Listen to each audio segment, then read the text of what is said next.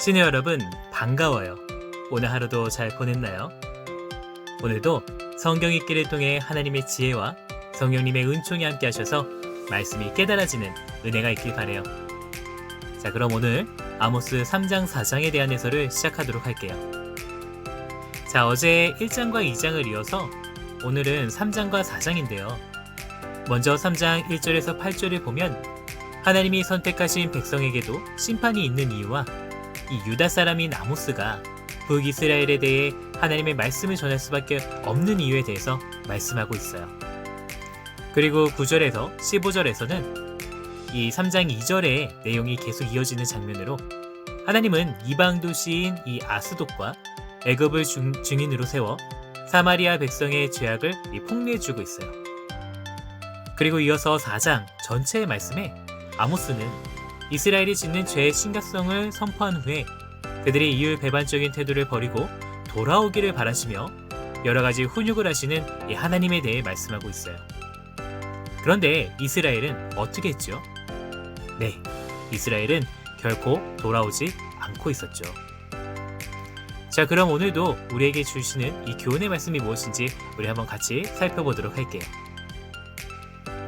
3장 3절에서 6절을 보세요. 아모스의 예언 사역에 대해 이스라엘 백성이 여러 의혹을 품자 아모스는 자신의 메시지가 하나님에서 왔다는 그 분명한 사실을 7개의 질문으로 변호하고 있어요. 특히 시골에서 자신이 겪은 일상적인 그런 이야기들을 통해서 하나님과 자신이 어떻게 동역하고 있는지 명쾌하게 증명하고 있는 것이죠. 그리고 8절에 보면 아모스는 예언하지 못하게 압력을 가하는 자들을 향해서 하나님이 말씀하시기 때문에 누구라도 예언할 수밖에 없다고 밝히고 있어요. 와, 여러분, 얼마나 강단 있는 모습인가요? 너희들은 망할 거야, 멸망할 거야 하는 말을 상식적으로 누가 쉽게 사람들한테 선포할 수 있겠어요. 그런데 그 주체가 누구다? 하나님. 하나님의 말씀이기에 나는 지금 전한다. 아모스는 그런 담대함이 있었던 거예요. 여러분, 말씀을 전하는 사명은 하나님이 부르신 소명이 분명할 때 더욱 확고히 진행된다는 것을 알 수 있는데요. 그런데 이 전하는 사명은 우리 모두에게 동일하게 있어야 하는 사명이에요. 왜요? 우리는 복음을 전하고 알려야 하는 의무가 있기 때문이에요. 아모스의 모습에서 우리는 이런 자세를 배웠으면 좋겠어요. 자, 이어서 9절과 10절에 이방 사람들이 목격한 이 사마리아의 죄는 큰 요란함과 학대함이었다고 말하고 있어요. 이것은 권세자들이 힘없는 자들에게 포악한 행위를 하여서 온 성이 어지럽고 웅성거린다는 것을 말하는 거예요. 즉, 구원받은 백성들 사이에 마땅히 있어야 할 평안이 깨어진 상태를 보여주는 것이죠. 당시 권력을 가진 종교 지도자들은 종교의 이름으로 가난한 자들을 수탈했었어요. 여러분, 성경에는 형제를 사랑하고 나그네 같은 가난한 자를 도와줘야 한다고 말씀하고 있어요. 오늘 우리가 쌓아놓은 것들도 혹시 나만을 위한 것들만 쌓아 올리는 것이 아닐까요? 이 죄를 가중히 보시고 하나님이 이처럼 허물기 전에 속히 내가 먼저 헐어서 주위를 둘러보고 또 이웃들을 돌볼 수 있는 마음들이 생기길 바라요. 우리는 하나님이 기뻐하시는 일을 절대로 놓치면 안 돼요. 자, 13절과 15절을 보세요. 사마리아는 겨울궁과 여름궁을 짓고 상하궁으로 대변되는 호화롭고 이 안락한 삶을 살 정도로 크게 성공했지만 하나님의 거룩한 성품에 기초하지 않은 이 포악한 삶이었음을 알 수 있어요. 그들은 야곱 집안으로 베델에서 여호와를 부르며 이 경배하는 자들이었지만 이 삶의 뒷모습에는 온갖 방탕과 부도덕함이 넘쳐났죠.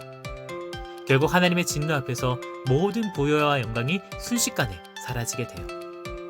여러분, 우리도 하나님을 점점 알아간다고 하고 있고 예배도 드린다고 여전히 이 죄를 행하는 것은 없는가 스스로 점검해 봐야 돼요.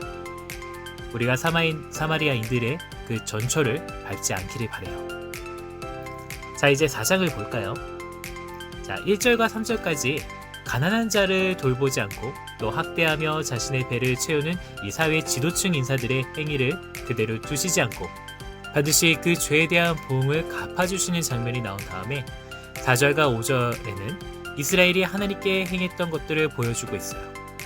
그들은 하나님께 아침마다 희생제물을 바치고 또 3일마다 11조를 드렸고 수은제와 낙헌제, 그러니까 감사 예물과 자원 예물을 말하는 거예요.